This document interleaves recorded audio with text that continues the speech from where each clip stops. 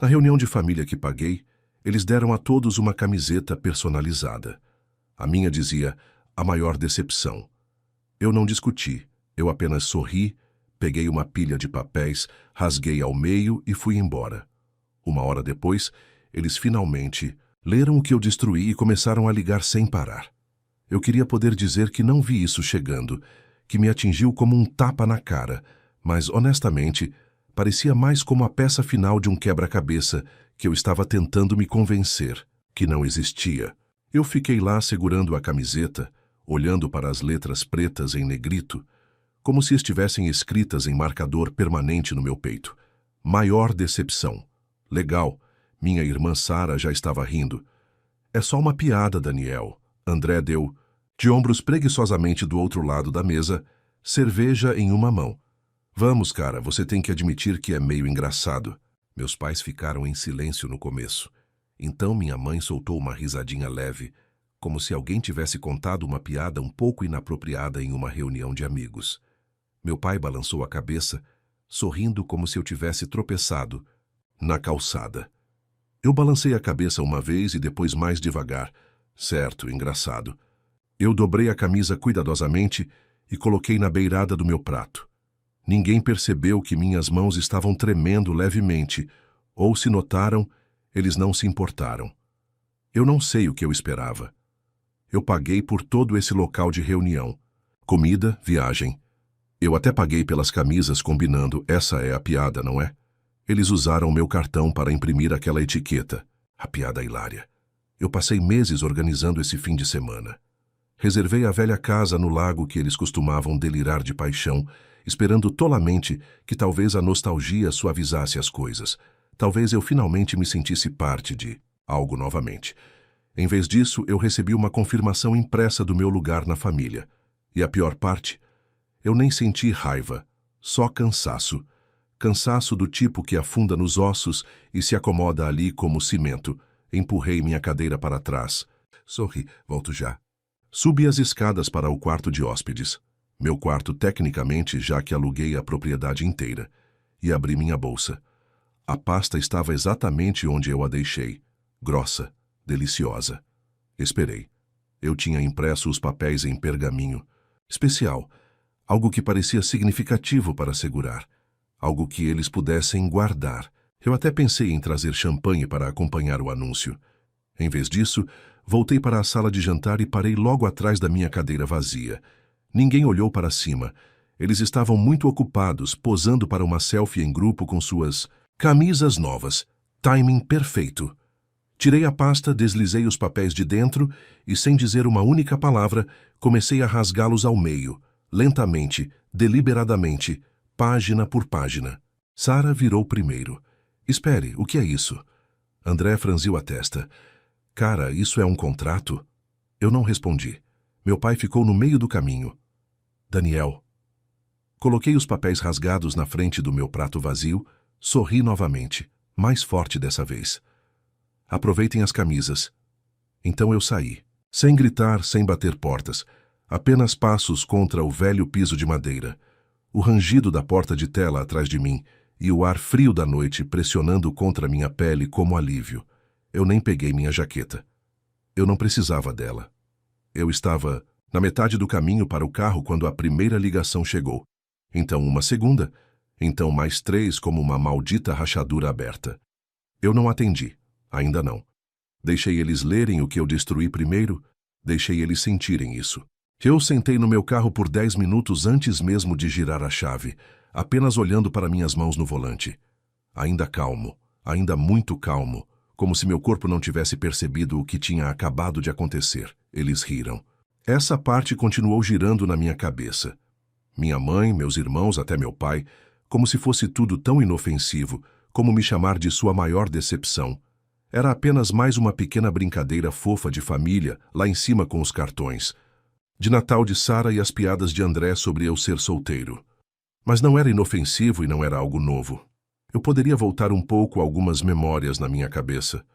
Esse foi o ano em que André quebrou a janela do vizinho com uma bola de beisebol. E eu fiquei castigado por não impedi-lo. Sara mentiu sobre ter sido reprovada em um teste, e eu levei um sermão sobre ser uma má influência. Cada erro naquela casa de alguma forma tinha meu nome associado a ele, mesmo que eu não estivesse perto e não tivesse culpa alguma. Aos 12 anos, lembro de ter tirado nota baixa matemática, minha primeira. Chorei não por causa da nota, mas porque eu sabia exatamente o que estava por vir. Sarcasmo na mesa de jantar, suspiro dramático da mãe, decepção silenciosa do pai. Enquanto isso, André podia ser reprovado em um semestre inteiro e ainda ganhar dinheiro extra para gastar por dar o seu melhor. Aos 17 anos, implorei para que eles coassinassem um pequeno empréstimo estudantil. Não. Sem dinheiro, sem assinatura, eles disseram não. Disseram que eu precisava aprender a ter responsabilidade. André destruiu 2 carros até então. Sara já tinha se mudado para a Europa para um curso de fotografia que eles ajudaram a financiar. Mas eu precisava aprender a ter responsabilidade. Então trabalhei noites seguidas, dormi 4 horas por dia. Construí algo do nada. Um serviço de tecnologia no começo, depois uma plataforma de assinatura. Aprendi a codificar, como fazer pitch, como ser rejeitado e seguir em frente. Eu não pedi muito, um pouco de crédito teria sido legal, talvez eu estivesse orgulhoso de você. Em vez disso, eu me tornei a piada recorrente. O estranho, o cara que sempre chegava atrasado para o dia de ação de graças, porque ele provavelmente estava codificando em um porão em algum lugar. Quando eu fiz meu primeiro investimento de 6 dígitos, eu não contei a ninguém. Quando eu quitei minha dívida estudantil de uma só vez, eu não contei a ninguém. Quando minha empresa se tornou viral, ainda ninguém.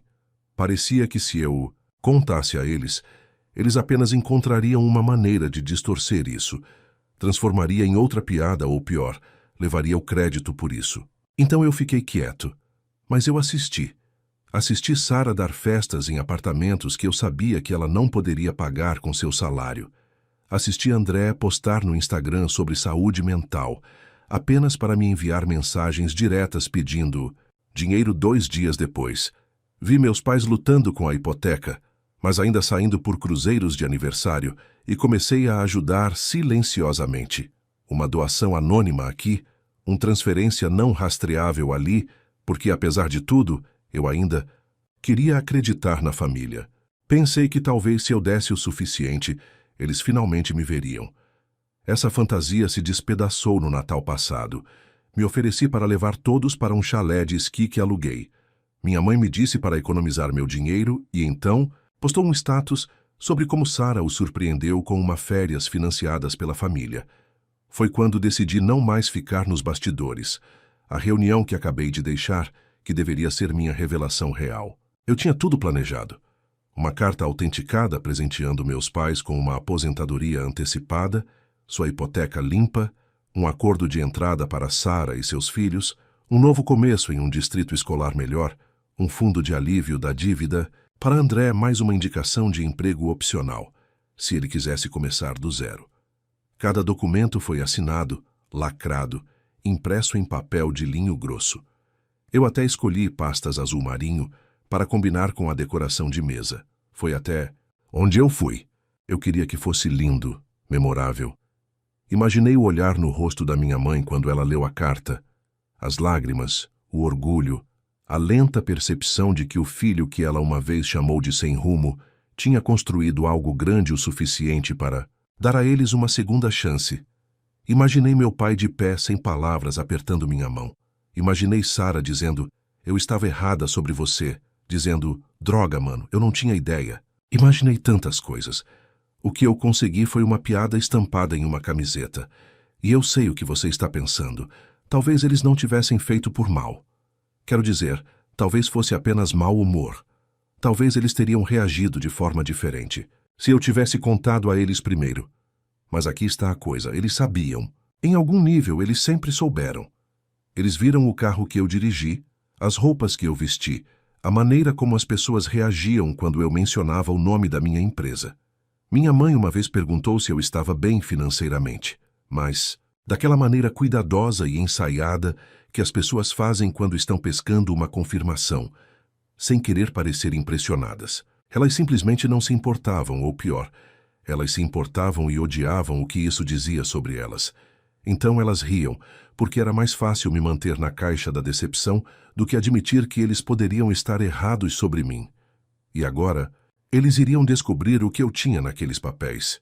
E não apenas eles. Todos que já os ouviram falar sobre o pobre Daniel. Todos que acreditavam que eu era um fracasso, vagando de um projeto triste para outro.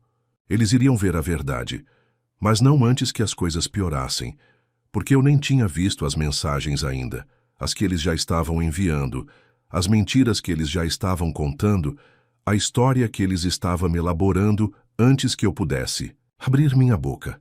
O que veio a seguir? Eu nem consegui voltar para a cidade antes que a história começasse a se espalhar. Primeiro, uma ligação de um amigo com quem eu não falava há meses. Ei, cara, sua irmã acabou de postar algo estranho. Disse que você teve um colapso na reunião de família. Tudo bem? Colapso. Essa foi a palavra que ela usou. Eu abri o Facebook e lá estava.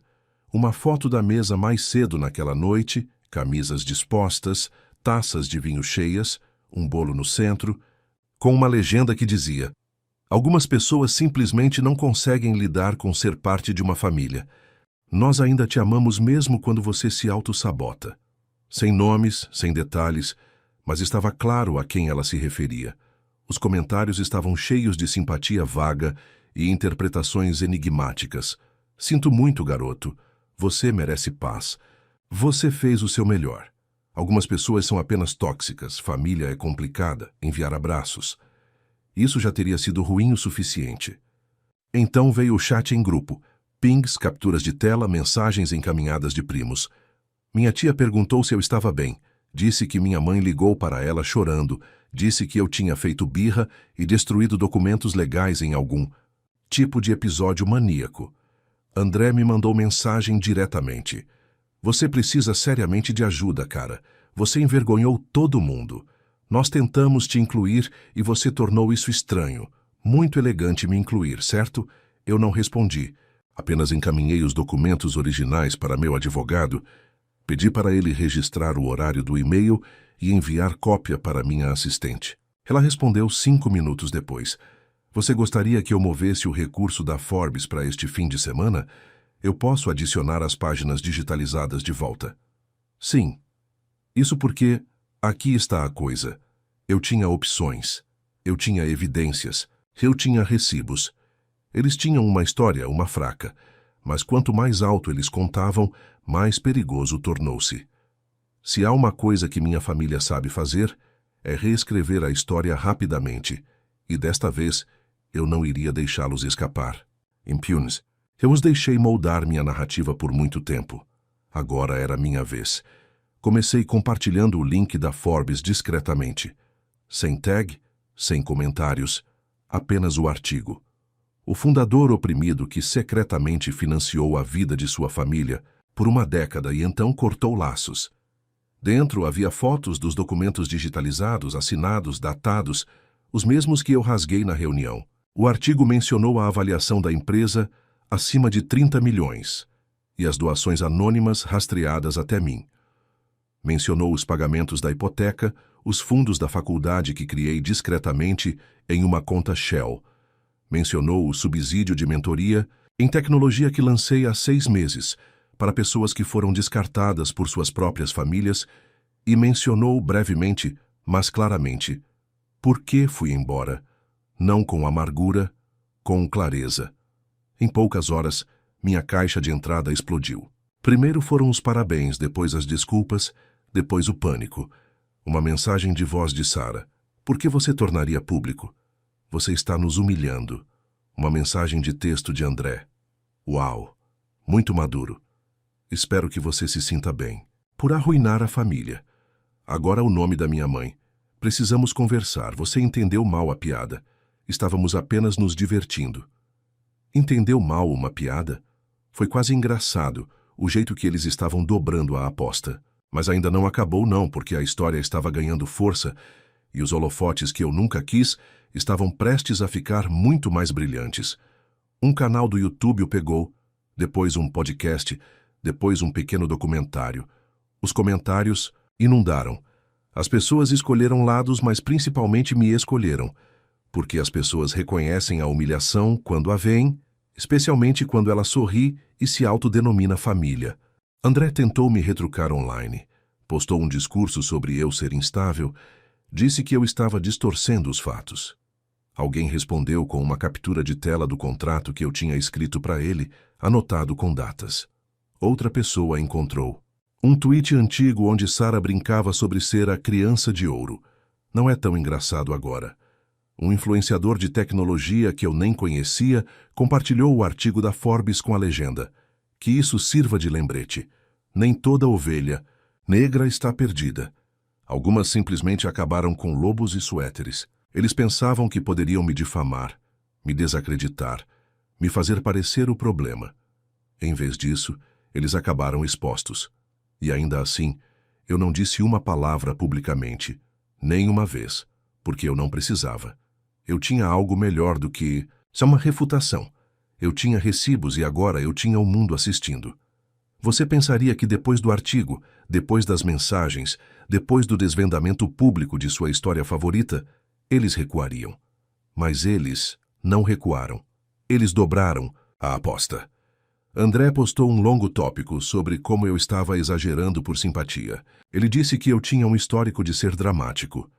Disse que eu sempre fui o único que se sentia excluído, mesmo quando davam o seu melhor. Sara começou a controlar os danos com a família alargada.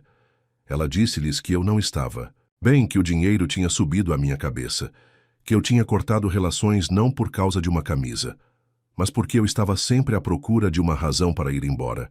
E os meus pais ficaram calados publicamente, mas eu sei que eles estavam a ligar a Daniel, enquadrando-o como um mal-entendido, uma situação triste.